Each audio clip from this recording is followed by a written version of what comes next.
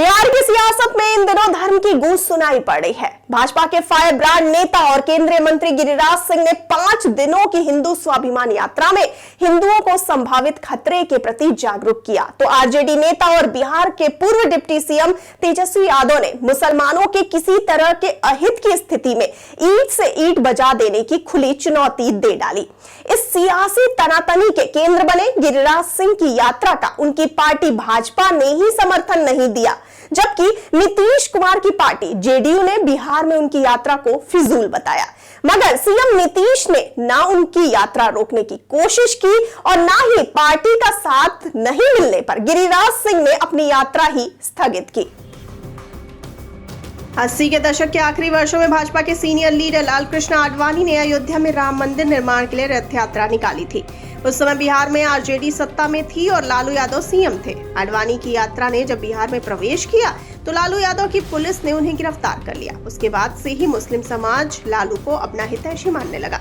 बिहार में बना मुस्लिम यादव एमवाई समीकरण आरजेडी का वोट बैंक बन गया। आज भी अगर आरजेडी की बिहार में कोई ताकत है तो वह मुस्लिम यादव समीकरण का वोट बैंक ही है।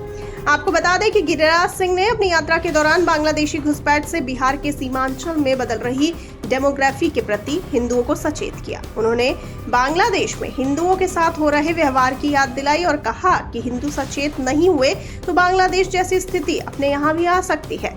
उनके सुर में सुर मिलाया अररिया के सांसद प्रदीप सिंह ने। उन्होंने कहा कि अररिया में अगर किसी को रहना है तो हिंदू बनकर रहना होगा।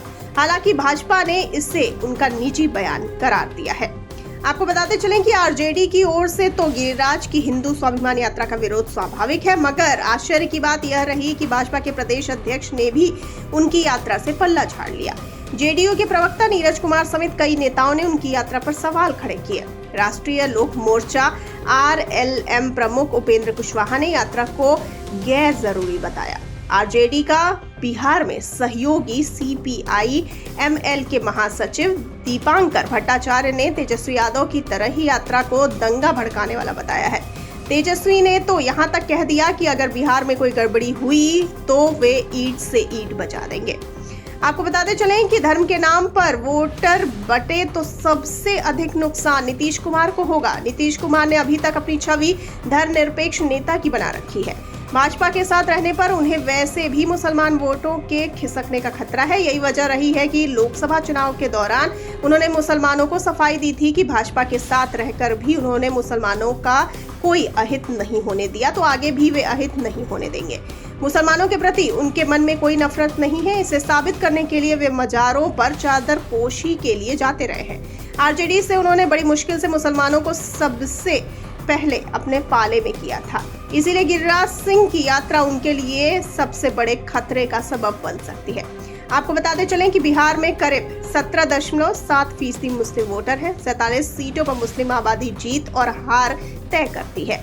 CSDS के आंकड़ों की माने तो 2020 विधानसभा चुनाव में 77% मुस्लिम वोट महागठबंधन को मिले थे।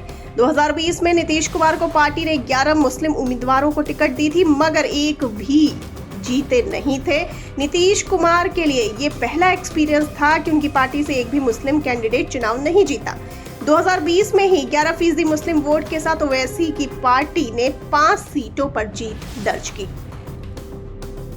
दरअसल तेजस्वी की असली चिंता मुस्लिम वोट नहीं बल्कि जातियों के खांचे में बटे हिंदू वोट है। अगर जातियों की दीवार तोड़ खुद को हिंदू के खांचे में आ गए तो इनका एमवाई समीकरण दरक जाएगा, जबकि गिरिराज सिंह ने इस हिंदू वोटों को पोलराइज करने के लिए बटेंगे तो कटेंगे पर फोकस बढ़ा दिया है। इन सब के बीच नीतीश कुमार ने खामोशी की चादर ओढ़ रखी है। गिरिराज सिंह की हिंदू स्वाभिमान यात्रा के लिए प्रशासनिक स्तर पर भी कोई रोक टोक भी नहीं है। आपका इस पर क्या कहना है? आपकी क्या राय है? हमें फटाफट से बताइए कमेंट सेक्शन में। और साथ ही जाते जाते इस वाले वीडियो को कर दीजिए लाइक और शेयर और चैनल को सब्सक्राइब करना बिल्कुल ना भूलिए। मुझे दीजिए इजाजत।